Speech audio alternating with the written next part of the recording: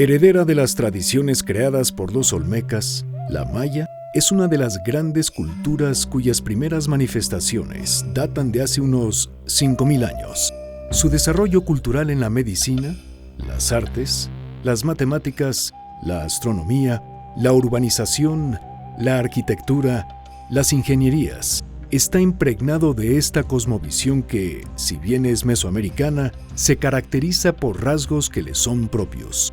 La ingeniería en el mundo maya transitó, al igual que otras manifestaciones de esta cultura, por 3 periodos: preclásico, clásico y posclásico. Durante el periodo preclásico, del 2000 a.C. al año 100 después de Cristo, se inició la sedentarización. Se crearon instituciones complejas, políticas, sociales y económicas. Se dio una interacción con grupos de olmecas y mijes, y se produjo un primer gran desarrollo de la arquitectura monumental. El periodo clásico, de 150 a 1000 después de Cristo, se caracteriza por el inicio de textos jeroglíficos, un incremento de la población, el crecimiento urbano de las ciudades en las tierras bajas de Yucatán, como Chichén Itzá, y la ocupación y construcción de fortificaciones en sitios altos. El posclásico, que va del año 1000 después de Cristo hasta la ocupación de su territorio por parte de los españoles, se termina prácticamente en el año 1700 de nuestra era.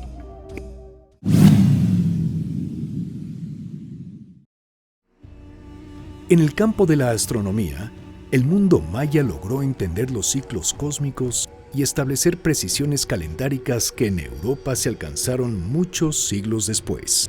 Recordemos que el calendario juliano, vigente hasta 1582 en España, tenía para entonces un retraso de 10 días con respecto al calendario solar, lo que no sucedía con el calendario maya. Astrónomos sobresalientes calcularon con 20 años de anticipación los eclipses lunares, o la conjunción de Júpiter con Saturno que se da cada 20 años, y la gran conjunción que sucede cada 59 años. No es de extrañar que en las grandes ciudades maya hubiera siempre un observatorio astronómico y que todas sus ciudades y construcciones estuvieran siempre orientadas de acuerdo con coordenadas astronómicas de gran precisión. Entonces, el vínculo de las ciudades y la propia cosmovisión de las ciudades tiene que ver con la idea de reconstruir una geografía sagrada, una geografía que vincula cada uno de los espacios urbanos con las concepciones que los mayas tenían sobre el universo entero. Es decir, desde el punto de vista vertical, si lo podemos llamar así, estas ideas de los vínculos con el inframundo, por ejemplo, las ideas de este espacio cuadrangular en donde hay 4 esquinas y un centro, y la idea de los espacios supramundanos. Y por otra parte, desde el punto de vista horizontal, los 4 rumbos del universo y el axis mundi al centro. Entonces, esta especie de geografía sagrada, de geometría sagrada, se ve reflejada en los diseños urbanos de las ciudades mayas. Las ciudades mayas fueron planificadas, igual que las ciudades mesoamericanas, como decía en un principio, con respecto al entorno, pero también con respecto a las ideas sobre la estructura misma del universo. Como muestra de este conocimiento, Venus es siempre visible en la cima de la colina que está frente a la puerta principal del palacio del gobernador de Uxmal, y las arquerías y aberturas del caracol de Chichén Itzá permiten observar a Venus y sus ciclos, los equinoccios y los solsticios. Tal vez uno de los fenómenos más conocidos del mundo maya es la figura de una serpiente que baja por la pirámide de Chichén Itzá durante el equinoccio de primavera, en exactamente 34 minutos, conforme los rayos descienden sobre la Tierra. El calendario maya se basó en la observación durante siglos de la naturaleza y la repetición cíclica de eventos astrales y biológicos. Hoy se sabe que la reproducción de constelaciones y mapas celestes en los puntos de ubicación de las ciudades en las tierras bajas no es casual, pues tiene por objeto el mantener viva la reproducción del orden cósmico.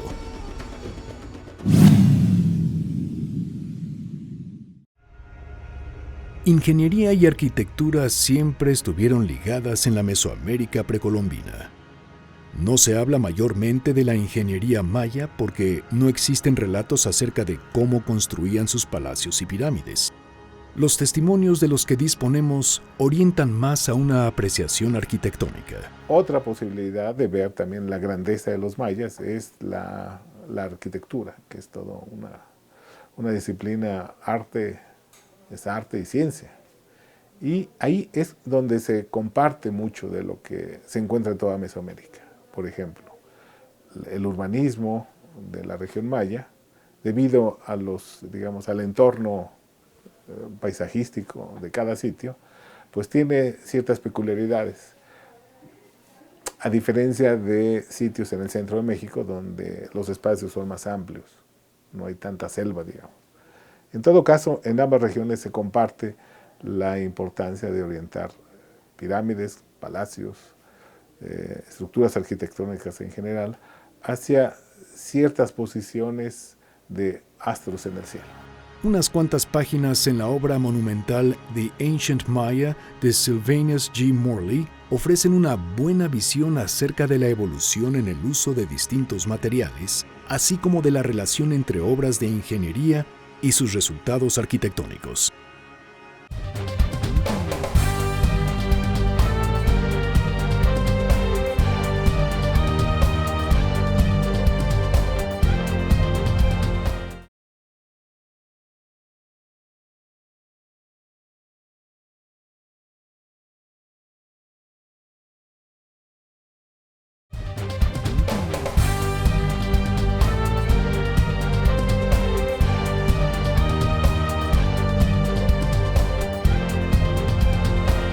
La ingeniería y arquitectura mayas fueron practicadas por linajes de artesanos entre los que se distinguían diferentes categorías relacionadas con la experiencia.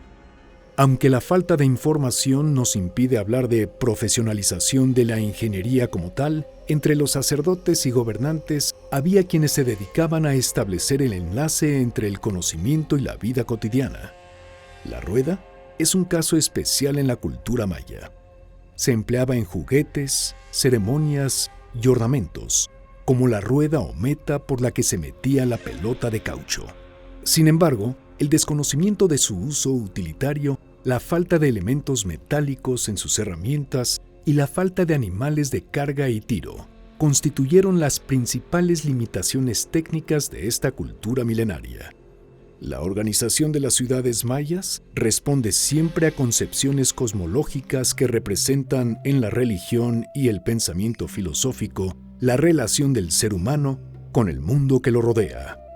En las ciudades mayas encontramos siempre grupos de casas en patios con plazas y grandes espacios que toman lugar en un paisaje que depende de la naturaleza. En el modelo teotihuacano, las construcciones se ordenan sobre los ejes norte-sur y oriente-poniente. En el mundo maya no existen tales ejes. La orientación de los templos corresponde a los equinoccios. El vínculo entre los grandes patios, los palacios y otras construcciones mayas son calzadas que salen de las plazas y serpentean con formas laberínticas entre los conjuntos. La mayor parte de las ciudades se desarrollaron cerca de ríos, por lo que su primera orientación fue seguir la línea fluvial. En Copán, la orientación del templo tiene una ligera desviación hacia el noreste. Su escalinata del lado oeste desemboca en una pequeña calzada que lo comunica con un grupo de construcciones que tienen orientaciones diversas. En Uxmal, 2 templos dan lugar a 2 ejes y 2 series de calzadas, las cuales conducen al resto de los edificios principales. En Huachactún, construida también en terrazas sobre colinas, grandes puentes pavimentados unen lo alto de una de esas colinas con otras que cruzan profundos barrancos.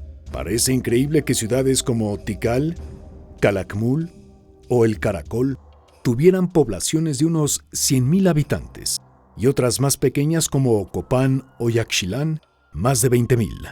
La construcción apresurada de murallas perimetrales se sumó al paisaje de las ciudades mayas al final del Clásico, entre los siglos 7 y 8 después de Cristo. 2 pilas en Guatemala es un asentamiento ceremonial no demasiado grande, con una población rural distribuida en sus alrededores y solo unas cuantas casas sobre plataformas. En el siglo VIII, el asentamiento ceremonial fue rodeado con un muro periférico construido con pequeños bloques de piedra. Al interior de este primer recinto se construyeron muchas chozas que permitieron a pobladores que antes vivían en el campo resguardarse dentro de los muros. Aguacateca es una ciudad construida al borde de un escarpado barranco a la que se agregaron varias series de empalizadas para proteger y delimitar los espacios del lado noroeste hacia el plano. Para los siguientes siglos, las ciudades amuralladas fueron algo más habitual.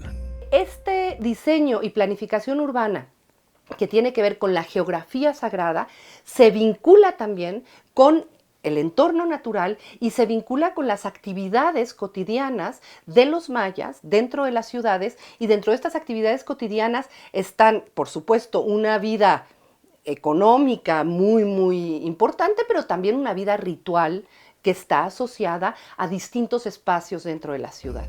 El Templo de los Guerreros en Chichén Itzá pertenece a una época posterior, pleno posclásico, y ya con una gran influencia tolteca. Presenta gigantescas columnatas en sus lados oeste y sur, las cuales estuvieron dotadas de techos, al parecer planos, con una viguería de madera recubierta con yeso, llevando a un máximo grado de desarrollo los espacios techados que se habían realizado en Tula. En lo alto, el espacio del templo es también muy amplio, con columnas cuadradas de piedra y una amplia puerta con 2 columnas que remedan la forma de una serpiente de cascabel en cuya cola se asentaba un dintel de madera de grandes dimensiones. Desde el preclásico tardío, unos 200 años antes de Cristo, encontramos tumbas con bóveda, preludio del falso arco maya y decoraciones con estuco. Su construcción representó una serie de problemas y retos muy particulares que llevaron al descubrimiento y desarrollo de importantes avances en la ingeniería civil y ceremonial del mundo maya. Hasta 1952, cuando Alberto Ruz L'Huillier descubrió la tumba de Pacal en el interior del Templo de las Inscripciones, en Palenque, los arqueólogos se habían preguntado si las pirámides mesoamericanas albergaban el sepulcro de mandatarios o sacerdotes como las de Egipto. Entierros descubiertos posteriormente confirmaron que los gobernantes mayas eran sepultados al interior de estructuras piramidales construidas ex professo. El templo de Pacal, construido sobre una plataforma rectangular con terrazas, hace gala de recursos arquitectónicos importantes, como una bóveda de 2 vertientes y 5 puertas en el frente, 3 de ellas en falso arco maya. En la parte alta de la pirámide, una lápida de piedra en el piso del templo cubre la entrada a una galería, también con techo en bóveda tallado en la roca. El cuerpo de la pirámide está sostenido por la roca de la colina y el relleno de tierra y escombros. Tiene una escalera que desciende 25 metros y un descanso que conduce hasta la cámara mortuoria de Pacal. La riqueza artística y en joyas de los objetos allí encontrados y la talla del cofre y las paredes la equiparan con las tumbas de los faraones egipcios. Esta tumba es prueba fehaciente de los varios retos que la ingeniería del mundo maya superó, como el acarreo, sin contar con facilidad mecánica alguna, de los grandes bloques de piedra del sarcófago monolítico y su tapa, los cuales pesan varias toneladas. Probablemente estos bloques extraídos de la cantera fueron llevados por el río vecino a bordo de canoas o de balsas y deslizados sobre troncos hasta llegar a su destino. Para colocarlos en su posición final, tal vez emplearon poleas y cables y pusieron en práctica una ingeniería muy precisa mediante uso de brazos de palanca, además de la fuerza física de un ejército de trabajadores. Muchas de las construcciones mayas se erigieron sobre superficies elevadas y podían ser desde plataformas bajas de tierra hasta grandes pirámides en terrazas coronadas por estructuras pesadas. En las casas comunes, una estructura de postes soporta un techo de paja y paredes de ramas recubiertas con una capa gruesa de adobe. Se usaban generalmente materiales perecederos como paja, madera o bloques de adobe. En las regiones más cálidas no se ponía esta capa para permitir una mejor ventilación. Había también casas más elegantes con cimientos de piedras y algunas con paredes de piedra poco trabajada. El trabajo en piedra era más frecuente en pavimentos y escalones que en casas. En las tierras bajas de los centros habitacionales se podían obtener fácilmente materiales como la piedra caliza blanda, la cual podía ser cortada en bloques o quemada para así producir cal para escayola.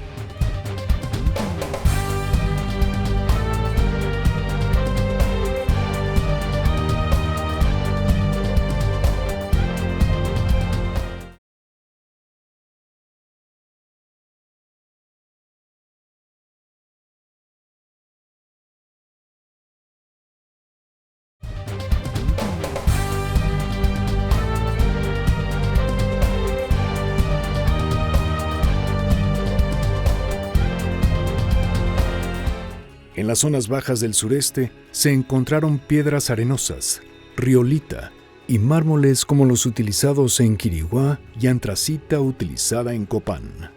En el preclásico tardío habían quedado definidos varios tipos de construcción de muros y trabajos de mampostería, como la colocación de piedras formando cornisas, que generalmente indicaban la construcción de bóvedas.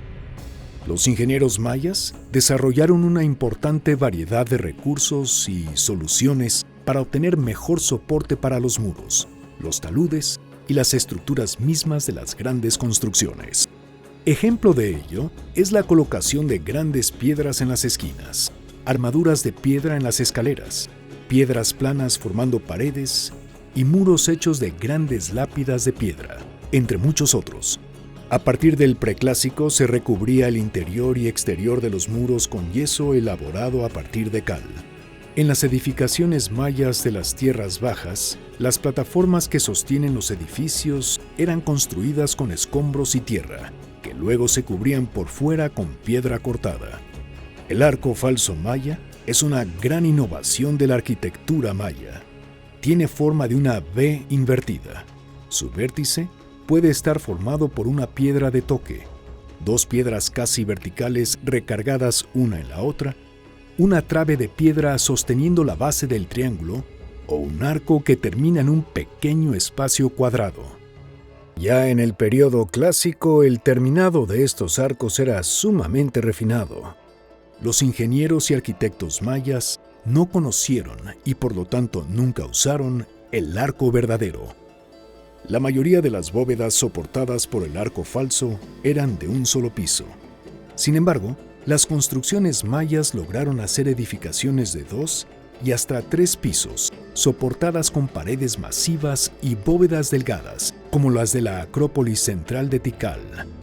Gran parte de las construcciones mayas tienen arriba de los techos cresterías de mampostería ligera y muchos huecos en sus espacios, lo que permitía dar una gran altura de la construcción sin aumentar excesivamente el peso de su estructura. Un ejemplo de huecos en los que se usaron falsos arcos para hacer estas cresterías de 1, 2 o hasta más pisos era la pequeña crestería que está en la parte más alta del grupo de la Cruz de Palenque. Algunas cresterías se colocaron sobre fachadas mucho más largas, construidas a lo largo de toda la pared frontal, dando como resultado una fachada flotante.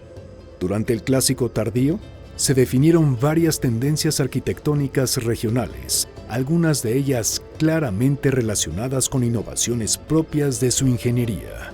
En Yaxchilán, Chiapas, aparecen construcciones con 3 vías de entrada con dinteles de piedra, colocadas en la parte superior de una colina natural, arreglada en plataformas y con las ya tradicionales cresterías. En Palenque, es típico encontrar 2 cuartos abovedados paralelos entre sí, más grandes y mucho más abiertos que en otras partes. En las fachadas superiores, tradicionalmente verticales, están ligeramente inclinados hacia adentro, lo que en la arquitectura europea llaman techos en mansarda. Al final del Clásico, en la era Puuc, en el noreste de las tierras bajas, se construyó sobre una base de concreto calizo solidificado, lo que proporcionó una fuerza muy considerable a las estructuras. En estos casos, La mampostería consistió en bloques finamente modelados de piedra caliza, aplicados a la base de concreto.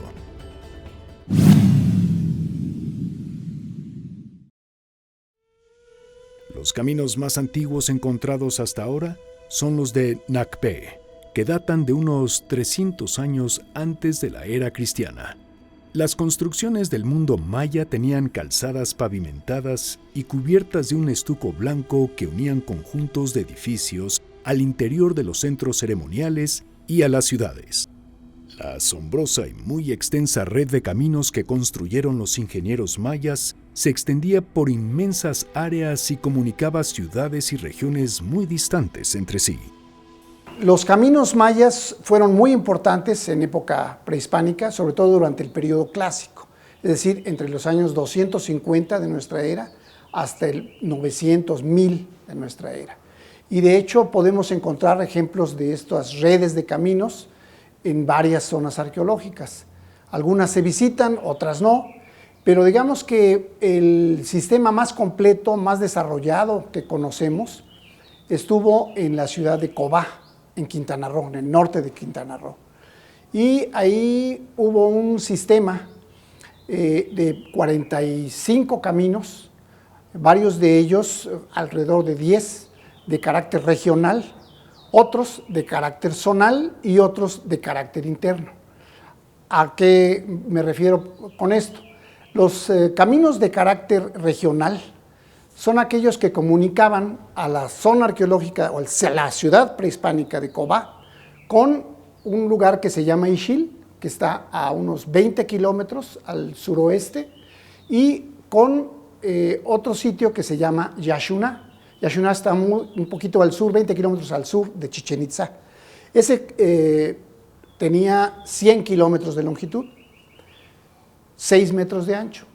Todas las calzadas y caminos estaban pavimentados con gruesas capas de zacab, mezcla blanca de cal de hasta 1 metro de espesor, lo que les garantizaba una larga duración sin deformarse ni agujerarse. Podemos darnos una idea de las inmensas cantidades de materiales y mano de obra que usaron si tomamos en cuenta la altura y anchura de estos caminos y las grandes distancias recubiertas, muchas veces de más de 200 kilómetros, que pasaban a través de pantanos y zonas selváticas y cruzaban zonas llenas de colinas y altibajos. Para tener una idea del tamaño faraónico del trabajo realizado por los ingenieros, gobernantes y el pueblo maya, veamos el siguiente ejemplo. Para construir uno solo de los miles de caminos blancos, los ingenieros mayas habían ocupado cerca de 2 millones de metros cúbicos de zacab. Este material lo extrajeron, procesaron y acarrearon con tamemes. Todo lo anterior solo fue posible en una sociedad de cientos de miles de habitantes con un sistema de producción de alimentos muy eficiente, que permitió alimentar a miles de hombres, y con sistemas sanitarios que garantizaron su salud, además de un férreo control político. Recordemos que no tenían herramientas de hierro, ni vehículos con ruedas, ni animales de carga o tiro. Por ejemplo, la calzada Caán, en Nacpé, medía 24 metros de ancho y 4 metros de altura, lo que permitió salvar los obstáculos de terrenos anegados, inestables, irregulares y ondulantes. Una calzada similar de 25 kilómetros de longitud comunicaba el mirador con Tintal, y otra más a 13 kilómetros iba de El Mirador a Nacpé. Se han encontrado calzadas de épocas posteriores que van de Labná a Sayil y las ciudades vecinas, o de Uxmal a Cabá. La precisión de su trazo y su dirección perfectamente definida hablan de estudios topográficos finos. Otro aspecto relevante de la ingeniería maya es el referente al manejo del agua. En las tierras bajas, la precipitación pluvial era muy grande, mucho mayor que en la actualidad. Abundaban los pantanos, lagunas y grandes ríos, como el Grijalba y el Usumacinta. Y le voy a comentar acerca de las formas en las que los mayas aprovecharon el agua. Digamos que el proceso mejor documentado es un sistema hidráulico en la zona arqueológica que hoy llamamos Etzna. Ese es un nombre de los últimos tiempos, de los últimos siglos de vida del sitio. Originalmente no sabemos cómo se llamaba, pero cuenta también con un glifo emblema. Este sistema hidráulico tiene 12 grandes canales de varios kilómetros de longitud que captaban el agua de lluvia, la concentraban en el centro del asentamiento a través de un sistema de desniveles y luego desaguaban hacia el sur, hacia allá corre la pendiente natural del terreno, y desaguaban hacia un sumidero que se encuentra como a 12, 13 kilómetros al sur de la zona arqueológica de Etzna, un sumidero al que se le llama popularmente Xuch, XUCH. Pero hubo otros sistemas importantes para captar el agua de lluvia y aprovecharla, como fueron los chultunes. Un chultún es un depósito de agua subterráneo, digamos un aljibe.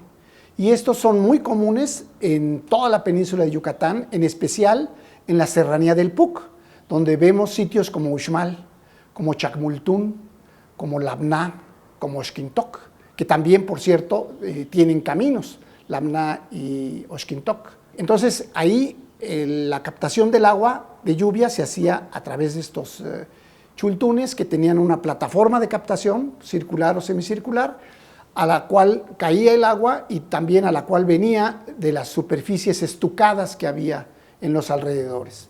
Digamos, porque estos chultunes están ubicados en unidades habitacionales, pero también en los sectores palaciegos, en los sectores monumentales. Y esto permitía captar, digamos, desde 20,000 litros de agua, de lluvia, hasta otros grandes que son de 90 a 100,000 litros de agua.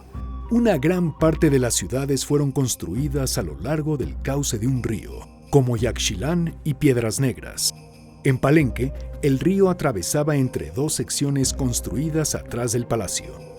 Para retener o desviar el agua, construyeron bordos, diques y barreras. La existencia de pozos poco profundos y con agua limpia permitió tener una provisión suficiente de agua para beber. En la península de Yucatán, los cenotes ofrecían abundante agua.